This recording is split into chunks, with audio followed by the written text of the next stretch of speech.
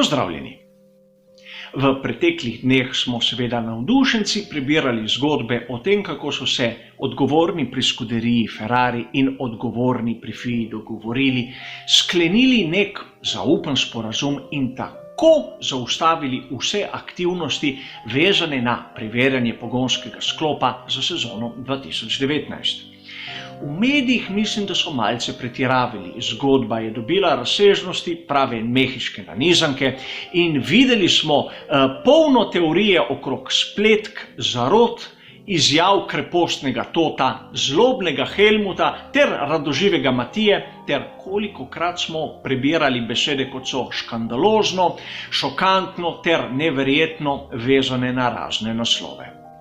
A zgodbo je sprožila sama FIA s tem, ko jo je objavila na lastni spletni strani le nekaj minut pred koncem zadnjega dne zimskih testiranj. Ukolikor bi želela, da ta dogovor ostane zaupen, zakaj bi le objavila to novico?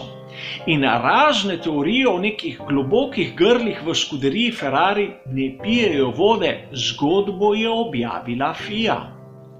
In takoj so se pojavile teorije o tem, kako FIA brani Ferrari in kako pogonski sklop v drugi polovici sezone sploh ni bil skladen s pravilnikom. Mnogi so kot dokaz te teorije navajali dejstvo, da so bili bolidi Scuderie Ferrari izjemno hitri na ravnini. In res njihov koncept je bil tak, da so imeli visoke končne hitrosti, a imeli so jih tudi v prvem delu sezone, naprimer na veliki nagradi Bahreina, na veliki nagradi Kanade, tudi na veliki nagradi Avstrije.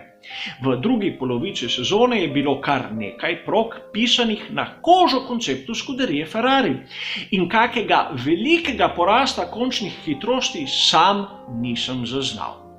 In seveda, podatke, ki sem jih uporabil pri tem preverjanju, je dala na razpolago FIA in tu marsikateri zarotnik bo videl neke spletke. A te podatke imamo. Pojdimo korak naprej.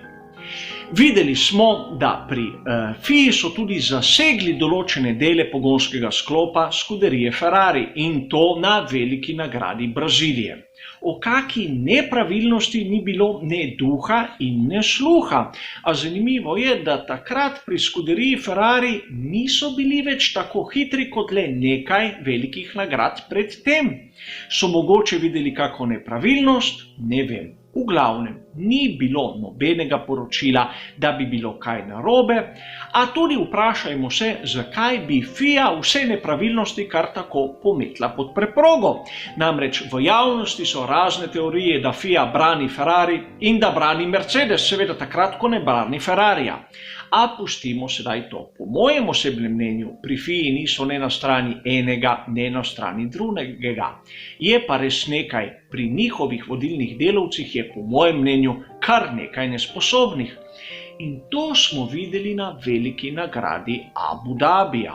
Namreč tam so dobili pri Ferrariju Charlesa Leclerca manjšo nepravilnost.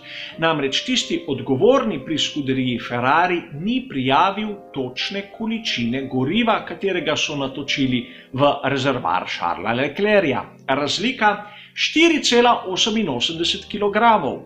A, pozor, niso prekoračili niti tiste dovoljene količine, katero se lahko porabi v trenutku in niti ne tiste, katere se lahko porabi tekom celotne dirke. V bistvu so natočili preveč goriva in celotno dirko je bil bolid za 4,88 kg težji.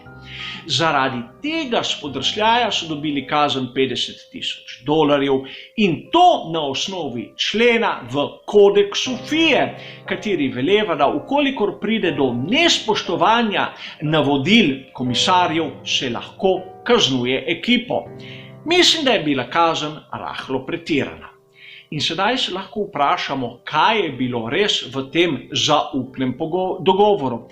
Je morda bilo kak člen tudi vezan na to, da se Ferrari ne bo pritožil na to očitno napako FIA in da bojo tisto kazen dobili povrnjeno skozi to sodelovanje pri projektiranju novih goriv in novih pravilnikov v prihodnosti. Ne vem, a meni je bistveno bolj logično kot razne teorije zarote. A danes smo vsi mi navdušenci v naše spletne nabiralnike dobili pisma ekip Formule 1. Tam so izrazili lastno ogorčenost nad to skrivnostnostjo in spodaj bili podpisani v sedmih. Je mogoče FIA res dala to zgodbo v javnost le zato, da bi spravila 7 ekip proti 3 ekipam, ter tako nekako prisilila Ferrari v podpis pogodbe Concorde pod slabšimi pogoji? Namreč spomnimo se, da pogodba Concorde je do sedaj Ferrariju dajala bistveno več denarja, kot bi si ga ta lahko celo zaslužil. Spomnimo se tistega zgodovinskega dodatka, katerega nismo slišali do sedanje veljavne pogodbe Concorde. In seveda tudi to je možno, kajti že pri prejšnjem glasovanju o vrnitvi na tiste stare pnevmatike, tiste s 3 mm debelejšo tekalno površino, je bil rezultat 5:5. Sedaj je 7:3 in to je eden izmed tistih faktorjev, na katerega moramo biti pozoren. Mislim, da nihče ne misli, da je bil Ferrari bistveno proti pravilniku, če je imel na veliki nagradi Avstrije primerljive hitrosti s tistimi, ki jih je imel Red Bull, razen če je bil tudi Red Bull proti pravilom, a o tem določa FIA, katera seveda brani Mercedes. Sam sicer nimam rad mehiških nanizank, raje imam dirke o Formuli 1 in o tem, zakaj je bil Ferrari tako počasen na zimskih testiranjih, zasledim bolj malo novic. Hvala za vašo pozornost in nasvidenje.